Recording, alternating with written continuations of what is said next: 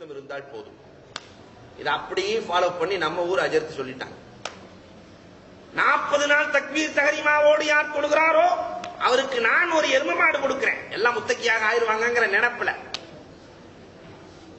பள்ளிவாசல்ல கொஞ்சம் கொஞ்சமா சஃப்பு கூடுகிறது, பள்ளி நிறைகிறது. 5 நாள் ஆன உடனே ஒரு வாலிபர் போய் கேட்டாரா, ஹஜ்ரத் 5 நாள் முடிஞ்சு என்ன 35 தான்,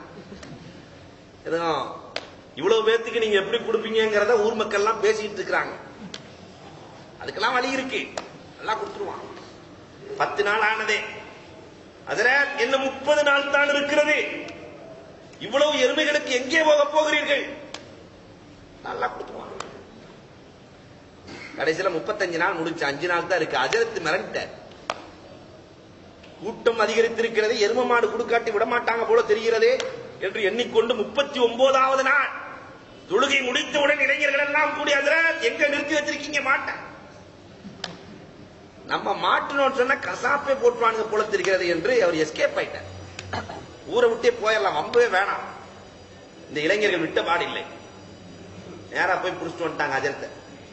40 வக்து தொழுகை முடிகிறது.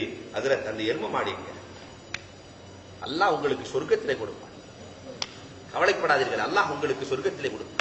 இப்படி எல்லாம் நீங்கள் சொல்லுவீர்கள் என்று எங்களுக்கு முன்னால் தெரியும், அதனால் தான் இத்தனை நாள் ஒளி இல்லாமலே தொழுதோம் என்றார்.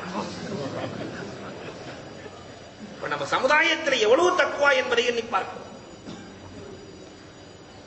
அல்லாம ஹக்கானி கூட ஒரு வரலாறை எழுதுவார்கள். அல்லாம ஹக்கானி ஒரு வரலாற்றை எழுதுகிறார்கள். நிறைய பேர்கள் 2 பெருநாளைக்கு தொழுகிற தொழுகையாளிகள் நம் சமுதாயத்தில் நிறைய உண்டு. ஜுமாவுக்கு வரக்கூடியவர்களும் உண்டு, 2 பெருநாளைக்கு மட்டும் வரக்கூடிய தொழுகையாளிகள் உண்டு. இப்படி ஒருவர் தொழுகைக்கு வந்தார், பெருநாள் அன்றைக்கு தொழுகைக்கு வந்திருக்கிறார். கடைசி தப்புல நின்றார் ஹவுஸுக்கு பக்கத்துல, அப்பதானே சீக்கிரம் போக முடியும். கடைசியில வந்து நின்று தொழுகிறார். என்றைக்குமே தொழ வருகிற ஒருவர் திடீரென்று பின்னால் வந்து விட்டார். இவருக்கு பின்னாடி இடம் இல்ல, எப்பயுமே தொழுகிற ஆள் வந்து நிக்கிறார்.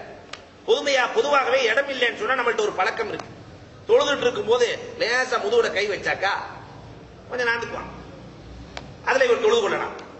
இந்த அடிப்படையில் இவர் நினைத்துக் கொண்டு தொழுகையாலே அவர் முதுகுல கை வச்சுட்டாரு. அவர் இன்னைக்கு வந்திருக்கிறாரு, சரி தொழுகையில முதுகுல கை வைக்கணும் போல தெரியுது, அவர் முன்னாடி இருக்கிறார் முதுகுல கை வச்சிட்டார்.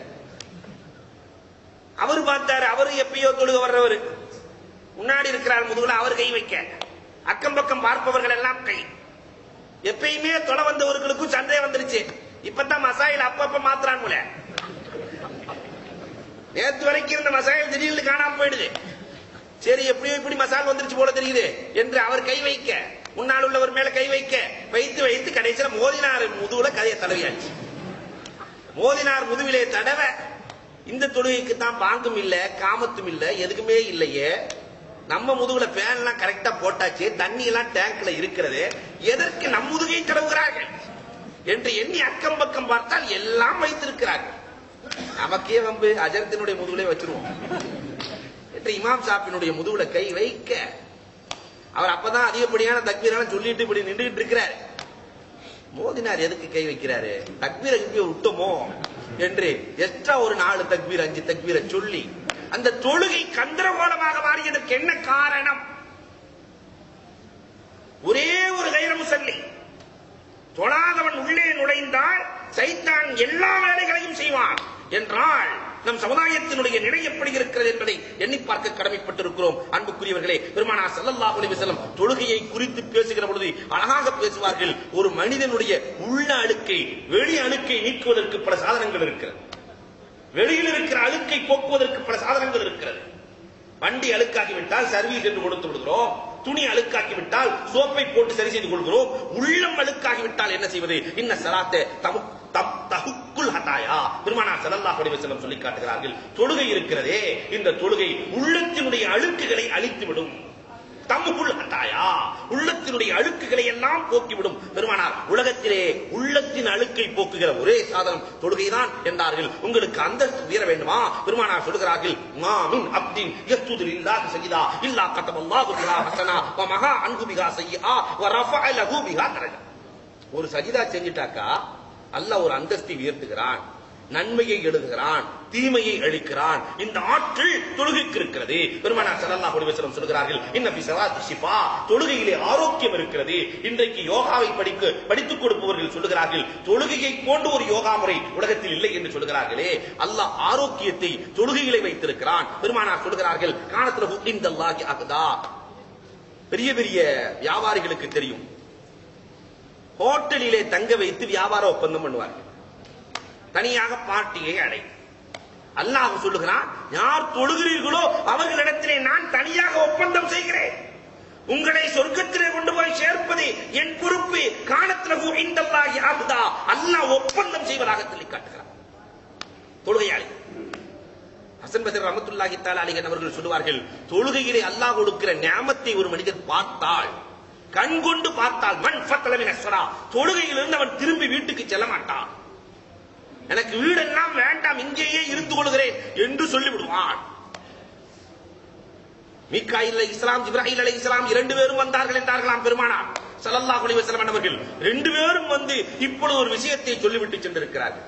ஜிப்ராயில் அலைஹிஸ்ஸலாம் மட்டும் வர்ற பழக்கம் இருக்கிறது, மீகாயில் அலைஹிஸ்ஸலாமும் சேர்ந்து வருகிறார்கள். நாயகம் எதற்கு என்று கேட்டார்கள். 4 வேதத்திலேயுமே பொறிக்கப்பட்டிருக்கிறது, தாரிக்கு ஸலாத்தி மல்ஊன், யார் தொழுகையை விடுகிறானோ அவன் அல்லாஹ்வால் சபிக்கப்பட்டவன் என்று 4 வேதத்திலும் பொறிக்கப்பட்டிருக்கிறது. அதை சொல்லிவிட்டு செல்வதற்காகத்தான் வந்தோம் என்றார். அஸ்ஸலாத்து நூருன் ஃபில் கபர். ஏதாவது ஒரு ஊருக்கு செல்வதாக இருந்தால் நாம் யோசிக்கிறோம், அந்த ஊரிலே போய் எப்படி தங்குவது, இருட்டிலே போனால் பல பிரச்சனைகள் இருக்கிறதே, பகலிலே செல்லலாம் என்றெல்லாம் யோசிக்கிறோம் அல்லவா. கபருக்குள்ளே சென்றதற்கு பிறகு யார் பிரகாசம் கொடுப்பார்? கபருக்குள்ளே வெளிச்சத்தை கொடுப்பது தொழுகைதான். பெருமானார் ஸல்லல்லாஹு அலைஹி வஸல்லம் சொல்லி காட்டுகிறார்கள். அதனால சஹாபாக்களுடைய வரலாற்றில் ஒரு தொழுகை கலா இல்லை. இன்றைக்கு நம்முடைய வரலாற்றிலே தொழுகையை தவிர பாக்கி எல்லாம் சரியாக இருக்கிறது. ஒரு நாள் கூட கலா இல்லாத நாள் இல்லை. இந்த நிலையில் இருக்கிற இளைஞர்கள் கொஞ்சம் யோசிக்க வேண்டும். அல்லாஹ்வை நெருங்க வேண்டுமானால் தொழுகை வேண்டும்.